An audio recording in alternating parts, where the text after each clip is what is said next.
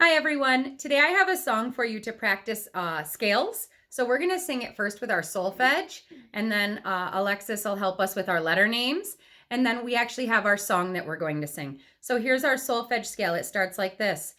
Do, re, mi, fa, sol, la, ti, do. Can you come back down?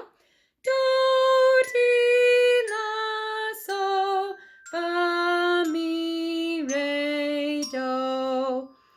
So our letter names for those notes today are C, D, E, F, G, A, B, C. So there's a good practice with your hand signs if you haven't done that.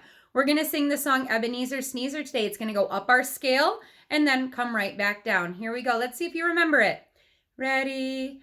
Ebenezer Sneezer, topsy-turvy man, walks upon his elbows every time he can, dresses up in paper every time it pours, whistles Yankee Doodle every time he snores.